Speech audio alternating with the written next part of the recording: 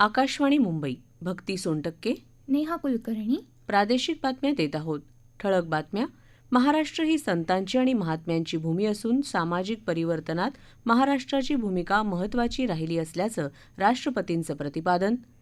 Drone तंत्रज्ञानातली भारताची झेप पाहता देशात यामुळे रोजगाराच्या नवनवीन संधी प्राप्त होतील असा प्रधानमंत्र्यांना विश्वास. बीपीसीएलच्या निर्गुंतवणुकीसाठी सध्याची स्वारस्यपत्र प्रक्रिया रद्द करण्याचा केंद्र सरकारचा निर्णय आणि मोसमी पाऊस केरळमध्ये दाखल होण्यासाठी अनुकूल स्थिती. महाराष्ट्र ही संतांची आणि महात्म्यांची भूमी असून समाज सुधारणेत महाराष्ट्राची भूमिका कायम अग्रणी राहिली असल्याचं प्रतिपादन राष्ट्रपती रामनाथ कोविंद यांनी केलं आहे. पुण्याच्या लक्ष्मीबाई दगडूशेठ दत्त मंदिराच्या शतकोत्तर रौप्य महोत्सवाचं उद्घाटन थोड्या वेळापूर्वी करताना राष्ट्रपती बोलत होते. महाराष्ट्रातल्या संत परंपरेने देशातला सामाजिक सलोख्याचा धागा बळकट केला. तसंच लोकमान्य टिळक, डॉक्टर बाबासाहेब आंबेडकर आणि इतर समाजधुरीणांनी देशात जनजागृतीची ज्योत तेवती ठेवली असं ते म्हणाले. माजी राष्ट्रपती प्रतिभा पाटील, राज्यपाल भगतसिंह कोश्यारी, उपमुख्यमंत्री अजित पवार तसंच गृहमंत्री दिलीप वळसे पाटील या कार्यक्रमाला उपस्थित होते.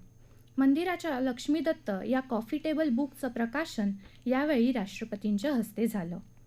करोना काळात ट्रस्टनं केलेल्या कामगिरीबद्दल राष्ट्रपतींनी प्रशंसा केली. लेफ्टनंट जनरल निवृत्त डॉक्टर माधुरी कानेटकर, डॉक्टर भाग्यश्री पाटील आणि डॉक्टर प्राजक्ता काळे यांना या कार्यक्रमात पुरस्कार देऊन गौरवण्यात आलं.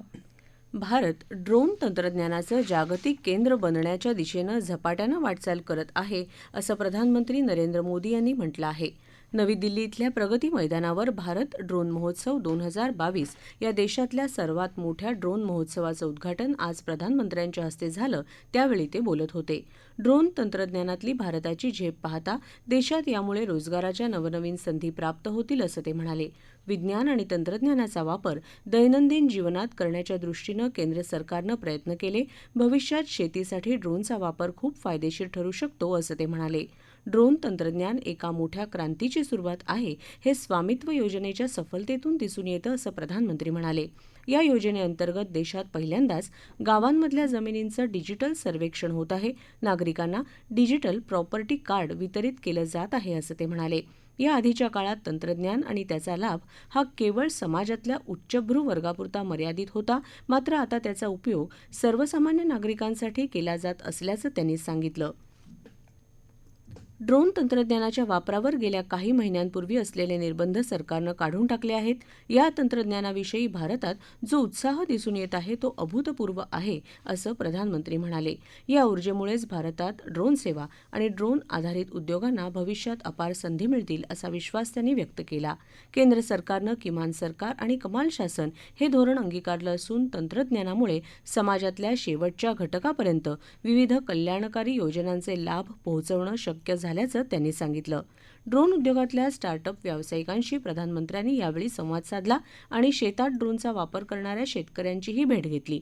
या कार्यक्रमात ड्रोन पायलट्सना डिजिटल प्रमाणपत्र प्रदान करण्यात आली. या कार्यक्रमाला केंद्रीय हवाई वाहतूक मंत्री ज्योतिरादित्य सिंदिया, केंद्रीय कृषी मंत्री नरेंद्र सिंग तोमर, रेल्वे मंत्री अश्विनी वैष्णव, आरोग्यमंत्री मनसुख मांडवीय उपस्थित होते. केंद्रीय शिक्षण मंत्री धर्मेंद्र प्रधान यांनी आज पुण्यातल्या भारतीय विज्ञान शिक्षण आणि संशोधन संस्था IISER ला भेट दिली. यावेळी त्यांनी संस्थेचे उच्चपदस्थ अधिकारी आणि सर्व विभाग प्रमुखांसोबत बैठक घेतली. त्यानंतर प्रधान यांनी परमब्रह्म महासंगणक कक्षाची पाहणी केली. त्यांच्या हस्ते डेटा सायन्स विभागाची कोनशिला बसवण्यात आली. यानंतर national facility for gene function in health and disease इमारतीचं उद्घाटन धर्मेंद्र प्रधान यांच्या हस्ते झालं. इंद्राणी बालन विज्ञान केंद्र आणि पदार्थ विज्ञान प्रयोगशाळेला देखील त्यांनी भेट दिली. मुंबईत उभ्या राहणाऱ्या मराठी नाट्यविश्व या नाट्य संग्रहालयाच्या बोधचिन्हाचं अनावरण मुख्यमंत्री उद्धव ठाकरे यांच्या हस्ते आज वर्षा निवासस्थानी झालं. काळाच्या महत्त्वाच्या पाऊलखुणा जपणं महत्त्वाचं आहे आणि त्यामुळेच कागदावरून आता प्रत्यक्ष जमिनीवर नाट्य संग्रहालयाचा हा प्रकल्प साकारणार आहे हे अतिशय समाधान देणारं आहे असं मुख्यमंत्री यावेळी म्हणाले. नाटक हे केवळ मनोरंजन नाही तर सामाजिक व्यंग आणि समस्यांवर बोट ठेवणारी कृती असते. प्रत्येक राज्याचं एक वैशिष्ट्य असतं. महाराष्ट्र आणि पश्चिम बंगालला नाटकांची मोठी आणि अभिमानास्पद परंपरा आहे आणि त्यामुळे आपल्या मनात काही काळापासून नाट्य संग्रहालयाची कल्पना होती असं त्यांनी सांगितलं. 3D, 4D वगैरे सारख्या नवीन तंत्रज्ञानाचा उपयोग करून जुनी नाटकं रेकॉर्ड व्हावीत अशी अपेक्षा त्यांनी व्यक्त केली. देशात काल 2,710 नवे करोनाबाधित आढळून आले, तर 2,296 रुग्ण करोनामुक्त झाले. या कालावधीत कोविड-19मुळे 14 रुग्णांच्या मृत्यूची नोंद झाली. देशात सध्या 15,814 रुग्णांवर उपचार सुरू आहेत. रुग्ण बरे होण्याचा दर 98.75% इतका आहे. देशव्यापी लसीकरण मोहिमेत आतापर्यंत लाभार्थ्यांना दिलेल्या मात्रांची एकूण संख्या 192,97,00,000 वर गेली आहे. त्यात 88,60,00,000पेक्षा जास्त नागरिकांना 2 मात्रा तर 3,28,00,000पेक्षा जास्त नागरिकांना वर्धक मात्रा मिळाली आहे. 15 ते 18 वर्ष वयोगटातल्या लाभार्थ्यांना 10,47,00,000पेक्षा जास्त तर 12 ते 14 वर्ष वयोगटातल्या लाभार्थ्यांना सुमारे 4,91,00,000 मात्रा मिळाल्या आहेत. आज सकाळपासून देशभरात सुमारे 10 लाख नागरिकांचं लसीकरण झालं. राज्यात आज सकाळपासून 36,000पेक्षा जास्त नागरिकांचं लसीकरण झालं. त्यामुळे लाभार्थ्यांना दिलेल्या मात्रांची एकूण संख्या 16,66,00,000 वर गेली आहे. त्यात 7,34,00,000पेक्षा जास्त नागरिकांना 2 मात्रा तर 26,80,000पेक्षा जास्त लाभार्थ्यांना वर्धक मात्रा मिळाली आहे. 15 ते 18 वर्ष वयोगटातल्या लाभार्थ्यांना 66,53,000 तर 12 ते 14 वर्ष वयोगटातल्या लाभार्थ्यांना 31,75,000पेक्षा जास्त मात्रा मिळाल्या आहेत. केंद्र सरकारनं BPCL अर्थात भारत पेट्रोलियम कॉर्पोरेशन लिमिटेडच्या निर्गुंतवणुकीसाठी सध्याची स्वारस्यपत्र प्रक्रिया रद्द करण्याचा निर्णय घेतला आहे. BPCLमध्ये केंद्र सरकारची 53% भागीदारी असून मार्च 2020मध्ये केंद्र सरकारनं BPCLमधल्या धोरणात्मक निर्गुंतवणुकीसाठी इच्छुकांना आमंत्रित केलं होतं. मात्र कोविडचं जागतिक संकट आणि सध्याच्या भूराजकीय परिस्थितीचा अनेक उद्योगांवर, विशेषतः तेल आणि वायू उद्योगांवर परिणाम झाल्यानं जागतिक ऊर्जा बाजारातल्या सध्याच्या परिस्थितीमुळे बहुसंख्य पात्र इच्छुक कंपन्यांनी BPCLच्या निर्गुंतवणुकीची सध्याची प्रक्रिया सुरू ठेवायला असमर्थता व्यक्त केली आहे. त्यामुळे BPCLची धोरणात्मक निर्गुंतवणूक प्रक्रिया पुन्हा सुरू करण्याबाबतचा निर्णय परिस्थितीचा आढावा घेऊन योग्य वेळी घेतला जाईल असं गुंतवणूक आणि सार्वजनिक मालमत्ता व्यवस्थापन विभागानं म्हटलं आहे. या प्रादेशिक बातम्या आकाशवाणीच्या मुंबई केंद्रावरून देत आहोत. सायबर गुन्हेगारीवर अंकुश आणण्यासाठी एक आराखडा आणि एक नियामक यंत्रणा तयार केली जाईल असं गृहमंत्री दिलीप वळसे पाटील यांनी सांगितलं आहे. ते एका खासगी वृत्तवाहिनीला दिलेल्या मुलाखतीत बोलत होते. सायबर गुन्हे हा आंतरराष्ट्रीय प्रश्न असून या संदर्भात केंद्र सरकार आणि गुगलला देखील पत्र लिहिलं असल्याचं त्यांनी सांगितलं. सायबर गुन्ह्यांसंदर्भात रेग्युलेटरी यंत्रणा तयार करता येते का याची पडताळणी सुरू असल्याचं वळसे पाटील यांनी यावेळी सांगितलं. महाराष्ट्र गृहनिर्माण आणि क्षेत्रविकास प्राधिकरण म्हाडाच्या औरंगाबाद मंडळातर्फे 984 सदनिका आणि 220 भूखंडांच्या विक्रीसाठी सोडतीचं सुधारित वेळापत्रक जाहीर करण्यात आलं आहे. सदनिकांच्या वितरणासाठी प्राप्त अर्जांची संगणकीय सोडत 24 जूनला काढण्यात येईल. इच्छुक अर्जदारांना सोडत प्रक्रियेत सहभाग घेण्यासाठी 10 जूनला सायंकाळी 5 वाजेपर्यंत ऑनलाईन अर्ज नोंदणी करता येईल, तर नोंदणीकृत अर्जदारांना 11 जून रात्री 12 वाजेपर्यंत ऑनलाईन अर्ज सादर करता येतील. सोडतीसाठी स्वीकृत अर्जाची अंतिम यादी 22 जूनला म्हाडाच्या संकेतस्थळावर दिली जाईल. रमाई चळवळीच्या 9व्या साहित्य संमेलनाचं आज वाशिम इथं मोठ्या उत्साहात उद्घाटन झालं.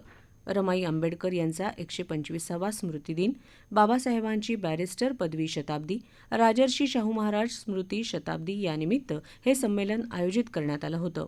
यावेळी वाशिम शहरातून संविधान सन्मान रॅली काढण्यात आली. संमेलनाच्या अध्यक्षस्थानी लेखिका उषा अंभोरे, उद्घाटक म्हणून विद्रोही साहित्यिक चळवळीचे किशोर ढमाले, तर स्वागताध्यक्ष म्हणून सामाजिक कार्यकर्त्या मीनाताई उलेमाले उपस्थित होते. मोसमी पावसाचं आगमन येत्या 2-3 दिवसात केरळमध्ये होण्याच्या दृष्टीने वातावरण अनुकूल आहे, असं हवामान विभागानं सांगितलं आहे. याशिवाय अरबी समुद्र आणि लक्षद्वीपच्या काही भागात नैऋत्य मान्सूनची आगेकूच होण्याचीही शक्यता विभागानं व्यक्त केली आहे.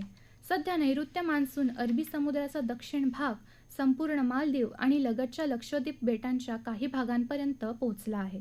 अशी माहिती हवामान विभागानं दिली आहे.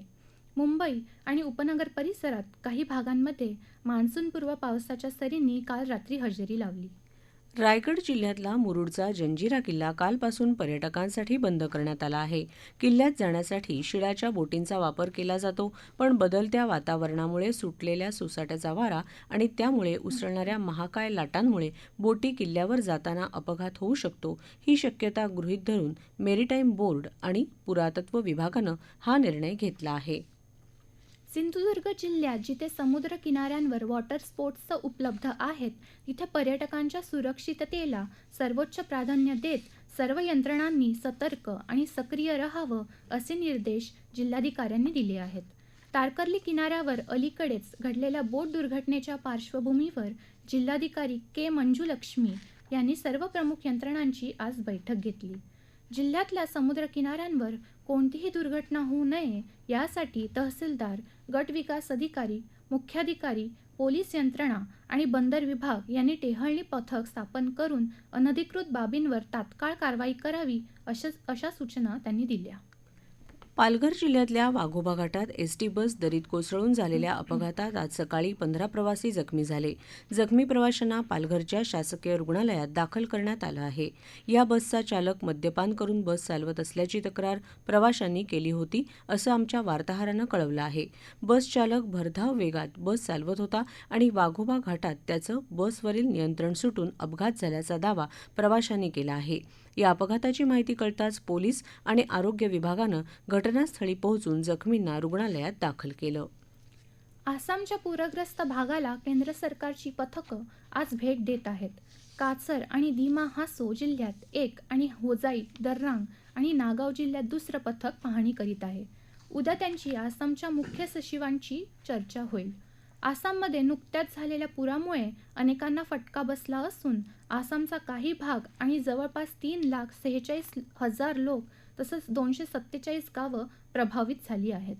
हिंदी लेखिका गीतांजली श्री यांच्या रेत की समाधी या हिंदी कादंबरीचा इंग्रजी अनुवाद टोम्ब ऑफ सँडला आंतरराष्ट्रीय बुकर पारितोषिक जाहीर झालं आहे. बुकर पारितोषिक मिळालेली हिंदीतून इंग्रजीत अनुवादित झालेली ही पहिली कादंबरी आहे. भारतीय भाषेतील पुस्तकाला बुकर पारितोषिक मिळण्याची देखील ही पहिलीच वेळ आहे. तर बुकर पारितोषिक मिळवणाऱ्या गीतांजली श्री या पहिल्या हिंदी लेखिका आहेत.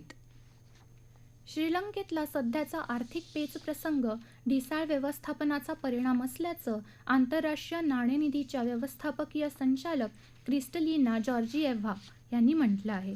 स्वित्झर्लंडमध्ये दावोस इथं काल त्या बोलत होत्या. सध्या या देशाला सूक्ष्म पातळीवर आर्थिक पुनर्वसन करणं गरजेचं असल्याचं मत त्यांनी व्यक्त केलं. श्रीलंकेच्या कर्जाची पुनर्रचना करण्यासाठी नाणेनिधी पाठिंबा देईल असं आश्वासन त्यांनी दिलं. तसंच आपत्तीच्या वेळी जुन्या मित्राच्या पाठीशी राहिल्याबद्दल त्यांनी भारताचं कौतुक केलं. उत्तर कोरियाने विनाशक क्षेपणास्त्रांच्या चाचण्या पुन्हा सुरू केल्याच्या निषेधात संयुक्त राष्ट्र संघटनेनं आणखी निर्बंध घालावेत या अमेरिकेच्या प्रस्तावावर काल चीन आणि रशियानं नकाराधिकाराचा वापर केला. सुरक्षा परिषदेच्या इतर 13 सदस्य देशांनी या प्रस्तावाच्या बाजूने मतदान केलं. उत्तर कोरियाने 2 दिवसांपूर्वी 3 क्षेपणास्त्र चाचण्या केल्या. त्यातलं एक सर्वात मोठं आंतरखंडीय क्षेपणास्त्र होतं. या आक्रमकतेला आळा घालण्यासाठी उत्तर कोरियाला तंबाखू आणि तेलाचा पुरवठा थांबवण्याचा प्रस्ताव अमेरिकेनं मांडला होता. फ्रेंच खुल्या टेनिस स्पर्धेत द्वितीय मानांकित डेनिल मेदवेदेवनं सर्बियाच्या लास्लो जेरेयाचा 6-3, 6-4, 6-3 अशा सेट्सनं पराभव करून तिसऱ्या फेरीत प्रवेश केला आहे. ठळक बातम्या पुन्हा एकदा. महाराष्ट्र ही संतांची आणि महात्म्यांची भूमी असून सामाजिक परिवर्तनात महाराष्ट्राची भूमिका महत्त्वाची राहिली असल्याचं राष्ट्रपतींचं प्रतिपादन. ड्रोन तंत्रज्ञानातली भारताची झेप पाहता देशात यामुळे रोजगाराच्या नवनवीन संधी प्राप्त होतील असा प्रधानमंत्र्यांना विश्वास. BPCLच्या निर्गुंतवणुकीसाठी सध्याची स्वारस्य पत्र प्रक्रिया रद्द करण्याचा केंद्र सरकारचा निर्णय. आणि मोसमी पाऊस केरळमध्ये दाखल होण्यासाठी अनुकूल स्थिती. आकाशवाणीच्या बातम्यांसह जगभरातल्या बातम्या तुम्ही ट्विटरवर airnews_मुंबई या हँडलवरही दिवसभर पाहू शकता. याबरोबरच आकाशवाणी मुंबई केंद्रावरचं हे प्रादेशिक बातमीपत्र संपलं. नमस्कार.